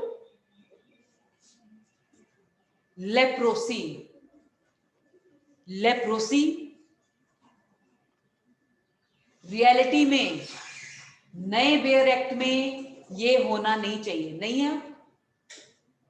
अमेंडेड जो बेयर एक्ट है जो अब आए हैं, because leprosy has been removed as one of the ground of divorce by in 2019, तो यहां पर वो वाला अब ये अप्लाई नहीं करेगा। तो अगर वो अमेंडेड बेयर एक्ट्स होंगे तो यहां पर भी साइमल्टेनियसली रिमूव होना चाहिए, पर ये हो सकता है पार्लियामेंट ने वहां रिमूव कर दिया हो, यहाँ रिमूव ना किया हो, पर अब वो जो ग्राउंड है वो रिपील हो चुका है, तो यहाँ पर ऐसा कोई क्लॉज 4 ही एग्जिस्ट नहीं करता। नेक्स्ट मैम हो चुका है रिमूव ये नई बेयर एक्ट में। अच्छा ओके, इसमें भी रिमूव हो चुके हैं बेटा, वो ऑब्वियस है जब ग्राउंड रिमूव हो गया तो यहाँ पर भी रिमूव हो जाएगा। नेक्स्ट देखिए 13(1)(5) we venereal disease in communicable form। अगर एक स्पाउस को कोई ऐसी डिजीज ही होगी है तो फिर कोर्ट क्या कोशिश करे रिकंसिलिएशन की, when it is posing threat to the life of the other spouse. Next देखिए 13(1)(6) VI, 13 सबसेक्शन 1 ब्रैकेट में VI, renunciation of the world, renunciation of the world by entering into any religious order, renunciation of the world by entering into any religious order। Next है आपका 13(1)(VII), 13 subsection 1 clause 7, पर आपने 7 Roman में नहीं लिखना, उसमें आपने न्यूमरल में नहीं लिखना, रोमन में लिखना है VII, presumption of civil death. हम प्रिजम्पशन ऑफ सिविल डेथ लिख रहे हैं, मींस स्पाउस है वो 7 साल से लापता है, तो लॉ तो प्रिज्यूम ही कर चुका है कि वो मर चुका है। जो 7 साल से लापता है उसके बीच में क्या रिकंसिलिएशन की कोशिश करेगा? तो ये सारे एक्सेप्शनल केसेस हैं, ये आपने बेटा अपने मेंस में, अपने प्रीलिम्स में ध्यान में रखना है। आपको क्वेश्चन आ सकता है, court will not make effort for reconciliation if petition is filed on ground of cruelty, desertion, conversion, adultery। क्या होगा आंसर? कन्वर्जन। तो ये आपने याद रखना है, आपके प्रीलिम्स मेंस के लिए सेक्शन 23 सबसेक्शन 2 बहुत इंपॉर्टेंट है। नेक्स्ट लिखिए, नेक्स्ट देखिए, अब हमने कहा है जब ट्रायल होना चाहिए तो डे टू डे प्रोसीडिंग्स होनी चाहिए, कहा है हमने जब हमने ज्यूरिसडिक्शन प्रोसीजर किया। पर अगर कोर्ट को लगता है कि पार्टीज के बीच में रिकंसिलिएशन की पॉसिबिलिटी है, कोर्ट प्रोसीडिंग्स को एडजोर्न कर सकती है, पर एडजोर्नमेंट 15 दिन से ज्यादा की नहीं होनी चाहिए, और उसके लिए उसको रीजंस भी रिकॉर्ड करने पड़ेंगे, हेडिंग लिख लीजिए, section 23 subsection 3,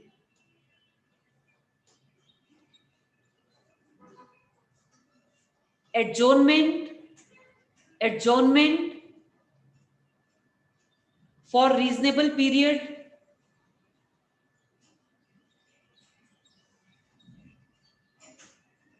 not exceeding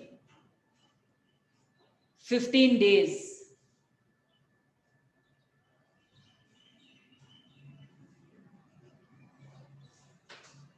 yes, read करना बेटा, read करना। For the purpose of aiding the court in bringing about such reconciliation, the court may, if the parties so desire or if the court thinks it just, ये भी आपके prelims का एक question है, underline कर लीजिए। If the party so desire, बीच में और है, if the court thinks fit, court भी कर सकती है, और अगर पार्टी ये कहती है, पार्टी की डिजायर के अकॉर्डिंग भी हो सकता है। आगे adjourn the proceeding for a reasonable period not exceeding 15 days and refer the matter to any person named by the parties in this behalf or to any person nominated by the court। yes, ये भी आपके prelims का question है, refer the matter को highlight कर लीजिए। Refer the matter किसको हो सकता है? First, to any person named by the parties in this behalf, और second, to any person nominated by the court if the parties fail to name any persons, आगे with directions to report to the court as to whether reconciliation can be and has been effected, and the court shall in disposing of the proceeding have due regard to the report। तो वो आपको वहां पर बताना पड़ेगा कि reconciliation effective हो सकती है, नहीं हो सकती है। जैसा भी रिपोर्ट भेजेगा, चाहे वो मीडिएटर है, चाहे वो आर्बिट्रेटर है, तो वो उसके अकॉर्डिंग कोर्ट फिर अपना डिसीजन लेगी कि प्रोसीडिंग्स को आगे कंटिन्यू करना चाहिए या नहीं करना चाहिए। ठीक है प्लीज। यस, नेक्स्ट लिखिए section 23 subsection 4, section 23 subsection 4,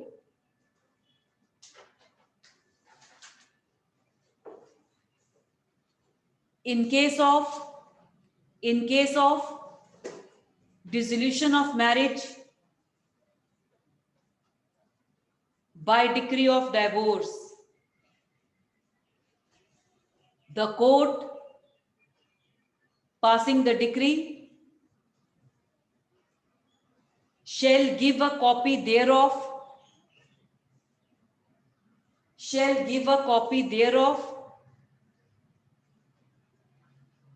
free of cost to each of the parties. क्योंकि वैसे तो आपको रीजनेबल फी पे करना पड़ता है, पर यहां पर क्या है, अगर मैरिज डिसॉल्व हो रही है दोनों को कॉपीज मिलेगी फ्री ऑफ कॉस्ट. ठीक है प्लीज. नेक्स्ट आपका सेक्शन बहुत इंपॉर्टेंट है, सेक्शन 23 कैपिटल ए. बहुत इंपॉर्टेंट है बेटा, section 23 capital A. Yes ma'am इसमें हम दो डॉक्ट्राइन पढ़ते हैं, doctrine of strict proof and doctrine of recrimination. Yes, doctrine of recrimination होता है. डॉक्ट्रिन ऑफ रिक्रिमिनेशन हमने फॉल्ट थ्योरी ऑफ डाइवोर्स में किया था. रिक्रिमिनेशन का मतलब होता है कि अगर एक पार्टी ने एडल्ट्री की है और दूसरी ने क्रुएल्टी की है, तो दोनों ने आपस का जो मैट्रिमोनियल ऑफेंस था वो रिक्रिमिनेट कर दी. रिक्रिमिनेशन होता है, ह्यूमन एक्सपीरियंस कहता है कि अगर एक पार्टी इनोसेंट है और एक पार्टी गिल्टी है, तो गिल्टी पार्टी की आंखें हमेशा झुकी रहेंगी. अगर दोनों ही बराबर हैं, हस्बैंड भी एडल्ट्री कर रहा है और वाइफ भी एडल्ट्री कर रही है, और उसके बाद दोनों का साथ रहना मुमकिन है या नहीं है, तो फॉल्ट थ्योरी ऑफ डाइवोर्स कहती थी दोनों ने ही गिल्ट की है, आंख नीचे ऊपर का तो अब फर्क ही नहीं पड़ता, बेटर है अपने गिले शिकवे बुलाकर दोनों ही अपनी शादी के साथ कंटिन्यू करें. ये डॉक्ट्रिन ऑफ रिक्रिमिनेशन था. ये हमारे एक्ट पे अप्लाई नहीं करता बेटा, ये हमारे एक्ट पे अप्लाई नहीं करता. एक्ट पे इसलिए अप्लाई नहीं करता क्योंकि हमारे एक्ट में ये स्टैंडर्ड ही नहीं है. हमारे एक्ट ने मैट्रिमोनियल बार का जो क्राइटेरिया बनाया है वो इंडिपेंडेंट बार है for deciding weather petitioner should be entertained, petition should be entertained और नॉट. तो हमारे यहाँ पर जब गिल्टी इनोसेंट का बार ही नहीं है तो रिक्रिमिनेशन का कंसेप्ट अप्लाई नहीं करता. हाँ जी, what is doctrine of strict proof? बताओ बेटा. डॉक्ट्रिन ऑफ स्ट्रिक्ट प्रूफ, ये तो नाम से ही क्लियर है बेटा.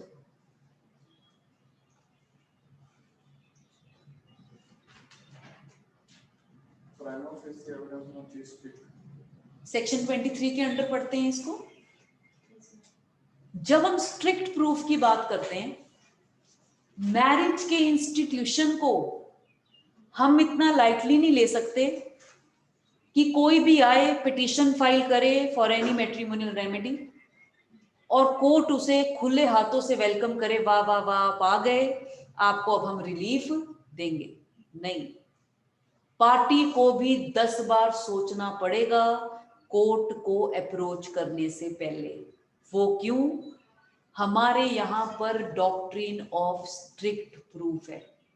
डॉक्ट्रिन ऑफ स्ट्रिक्ट प्रूफ कहता है कि आपने जब कोई भी रेमेडी अवेल करनी है, ग्राउंड बन रहा है या नहीं बन रहा वो तो बाद की बात है, पहले आपको क्या देखना पड़ेगा, कोई मैट्रिमोनियल बार अप्लाई ना करे. जर्नल बार तो सारे ही, और अगर वो स्पेसिफिक बार वाले ग्राउंड्स हैं तो in addition to specific bars general bars should not be applicable. तो हम स्ट्रिक्ट प्रूफ चाहते हैं. स्ट्रिक्ट प्रूफ चाहते हैं कि प्राइमा फेसाई जो केस फाइल हुआ है उसमें जो लिखा हुआ है बिल्कुल ठीक है, and party is approaching court with clean hands. आप विद गुड इंटेंशन कोर्ट को अप्रोच कर रहे हैं, और इसलिए हमने डॉक्ट्रिन ऑफ स्ट्रिक्ट प्रूफ को अप्लाई किया है अंडर सेक्शन 23 सबसेक्शन 1. ठीक है प्लीज. क्योंकि अगर कहीं पर भी चाहे क्रुएल्टी हो चाहे डिजर्शन हो, क्रुएल्टी का तो जजमेंट भी आया हुआ है, आपके जो इंस्टेंसेस हैं, आप अगर जर्नल इंस्टेंसेस कोट कर रहे हैं, आपको क्रुएल्टी का रेमेडी नहीं मिलेगा। क्रुएल्टी का रेमेडी लेने के लिए specific instances of cruelty has to be proved in court of law. तो कोई भी ग्राउंड हो, आपको उसको तो प्रूव करना ही करना पड़ता है। उससे पहले पिटीशन फाइलिंग की स्टेज पे ही आपको देखना पड़ेगा no matrimonial bar should be applicable. CPC में आपका काउंटर क्लेम का प्रोविजन है? हाँ जी। क्या है बताएगा बेटा? अगर एक पार्टी किसी अमाउंट के लिए सू कर रही है और दूसरी पार्टी के पास भी बिल्कुल अमाउंट है, तो उनको बैलेंस किया जा सकता है। क्यों करती है बेटा ऐसा? दोनों को मल्टीप्लिसिटी ऑफ लिटिगेशन, पहले इसका दे, फिर वो बैलेंसिंग के लिए दूसरी फाइल करे, फिर उसका दे, तो कोर्ट का टाइम वेस्टेज है। सब एविडेंस वगैरह सेम होगा तो कोर्ट कहता है काउंटर क्लेम और एक ही में ही डिसाइड कर देगा, बार बार आपको सूट फाइल करने की जरूरत नहीं है। Same type of counter claim is in Hindu marriage act also, पर इसके लिए कुछ कंडीशंस का फुलफिल होना जरूरी है। जैसे किसी ने मैट्रिमोनियल रेमेडी, वो आपके सेक्शन के अंदर प्रिस्क्राइब्ड है 23 कैपिटल ए में, कि आपने केस फाइल की है उस प्रिस्क्राइब्ड रेमेडी के लिए, तो जो रिस्पोंडेंट है, रिस्पोंडेंट ने उसको डिनाई किया कि ये इसको नहीं मिलना चाहिए, ये एंटाइटल्ड नहीं है, रेदर ये क्रुएल्टी की बात कर रहा है, ये तो मेरे साथ क्रुएल्टी खुद कर रहा है और मैं तो बेचारा कोशिश कर रहा हूं घर को चलाने की और ये अपने आप ही फाइल कर रही है केस। और उस केस में रेस्पोंडेंट ने प्रूव कर दिया कि क्रुएल्टी पिटिशनर ने नहीं की है, क्रुएल्टी रिस्पोंडेंट ने की है। जैसे हस्बैंड ने खुद वाइफ को डिजर्ट किया, घर उसे आने नहीं दे रहा, उसके बाद पिटीशन फाइल कर दी डाइवोर्स की ऑन ग्राउंड ऑफ डिजर्शन। जो रिस्पोंडेंट वाइफ है, हस्बैंड तो प्रूव नहीं कर सका डिजर्शन, पर वाइफ ने प्रूव कर दिया desertion on the part of the husband. तो इस केस में ना कि सिर्फ हस्बैंड का पिटीशन डिसमिस होगा, अगर वाइफ चाहती है कि उसे कोई मैट्रिमोनियल रेमेडी मिले on the ground of desertion जो उसने प्रूव कर दी है, जो कि उसे मिलती अगर वो खुद पिटिशनर होती, तो उसे सेपरेट पिटीशन फाइल करने की जरूरत नहीं है। उसी पिटीशन में जो कि रियलिटी में हस्बैंड ने फाइल की थी, कोर्ट रिस्पोंडेंट को भी रिलीफ दे सकता है। ये भी प्रिवेंट करेगा multiplicity of litigation, speedy disposal, court का टाइम सेव हो रहा है, आप सेम मैटर सेम उसमें एडजुडिकेशन से बार बार करने से बच रहे हैं। और इसलिए 23A में हमने रेस्पोंडेंट के रिलीफ का भी प्रोविजन बनाया है। ठीक है please? Yes, section 23 capital A लिखिए, relief for respondent, relief for respondent, relief for respondent in divorce and other proceedings.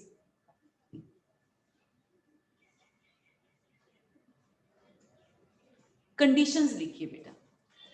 Conditions sections में क्या इंपॉर्टेंट स्टैट्यूटरी कंडीशंस हैं जिनका फुलफिलमेंट होना जरूरी है before invoking this provision. Conditions लिखिए। फर्स्ट, proceeding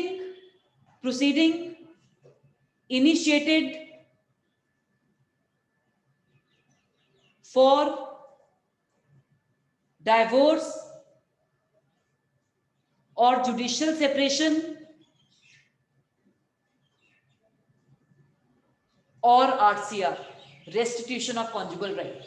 सेक्शन लिख लीजिए। सेक्शन 9 है restitution of conjugal right, section 10 है judicial separation, सॉरी यस, और सेक्शन 13 है डाइवोर्स। 9, 10 और 13 के अंदर प्रोसीडिंग्स का होना जरूरी है। Second, respondent opposed the relief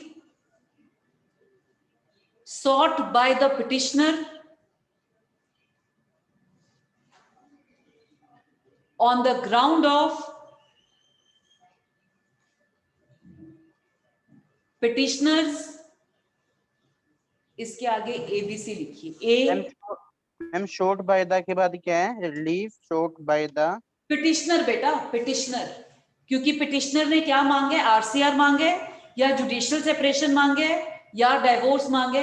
तो रिस्पोंडेंट है, उसने अपोज किए petition on the ground of petitioners. ABC लिखिए, एडल्ट्री, एडल्ट्री, B क्रुएलिटी और C desertion.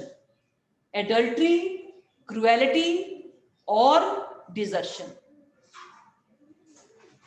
Third, in addition to opposing the petition, comma, respondent also make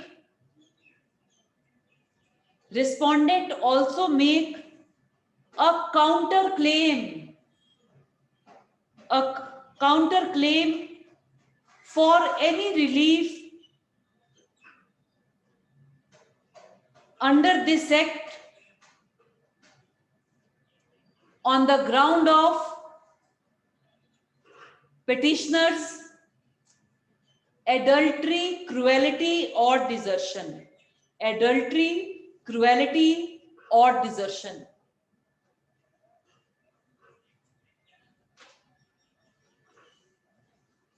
Next, fourth, respondent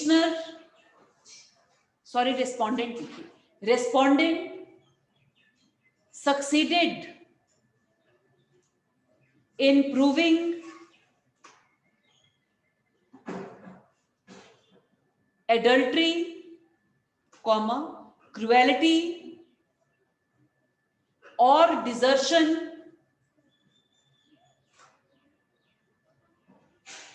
on the part of the petitioner.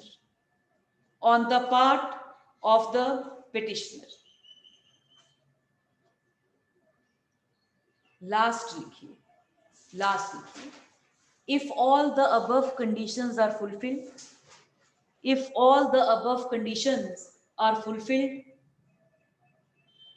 the court may grant any relief to the respondent to which he or she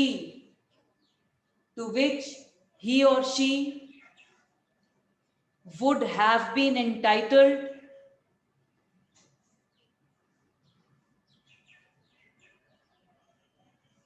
if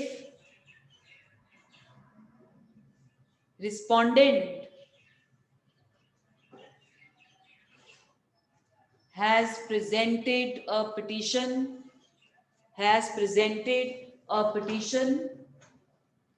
seeking relief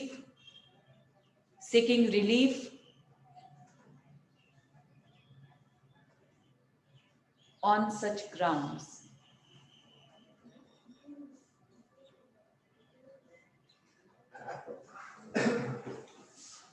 Hindu marriage act की कुछ provisions लिखिए जो आपने, लगता है हमें कि बहुत छोटे हैं पर उनकी इंपॉर्टेंस बहुत ज्यादा है आपकी प्रीलिम्स में भी, मेंस में भी, क्योंकि जनरल रूल कुछ और है, एक्सेप्शन कुछ और है, तो सब में कुछ ना कुछ जनरल रूल और एक्सेप्शन इन्वॉल्व है। सबसे पहले लिखिए section 13 capital A. Section 13 capital A क्या है ये? Alternate relief in divorce proceeding. Party कह रही है हमें डाइवोर्स दो, कोर्ट कह रहा है डाइवोर्स ना ले, तू जुडिशियल सेपरेशन ले ले। ये बेसिक प्रिंसिपल के अगेंस्ट है कि court suo motu extra ordinary power exercise करते हुए वो रिलीफ दे रहा है जो पार्टी ने नहीं मांगा, और इसकी कुछ एक्सेप्शंस भी हैं जहां पर ये वाला पावर कोर्ट एक्सरसाइज नहीं कर सकता। नेक्स्ट लिखिए section 10 subsection 1 and section 10 subsection 2, क्योंकि 13A में तो लिखा कि जो एक्सेप्शनल केसेस में कोर्ट अपने आप कोई भी जुडिशियल सेपरेशन नहीं देगा अगर वो एक्सेप्शनल केसेस हुए, पर सेक्शन 10 सबसेक्शन 1 में लिखे वो सारे ग्राउंड्स जुडिशियल सेपरेशन के हो सकते हैं जो 13(1) और 13(2) में है।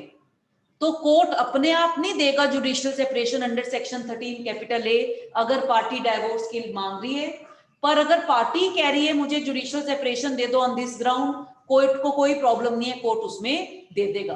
तो ये आपने ध्यान में रखना है, आपको मेंस में क्वेश्चन आया हुआ है relating to this aspect. Next लिखिए बेटा, सेक्शन 23 सबसेक्शन 2 जिसमें रिकंसिलिएशन का मैंडेटरी ड्यूटी है, पर हम कह रहे हैं कि वो ड्यूटी नहीं होगा इन ऑन सर्टेन ग्राउंड्स, वो आपने एक्सेप्शंस ध्यान में रखनी है। नेक्स्ट है सेक्शन 23 कैपिटल ए जो कि काउंटर क्लेम का प्रोविजन है।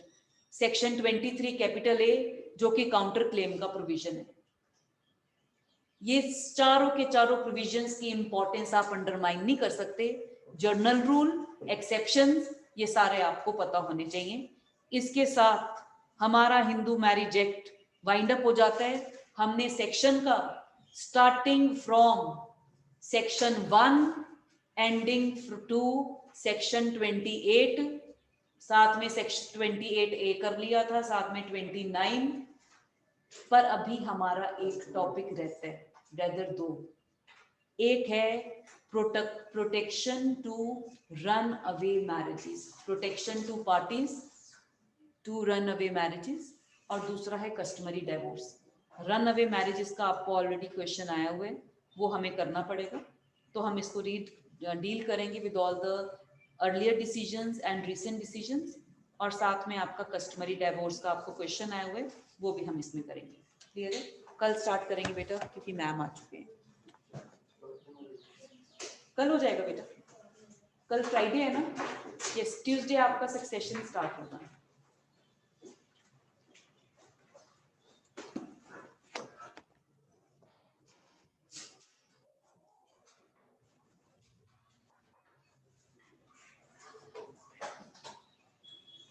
सर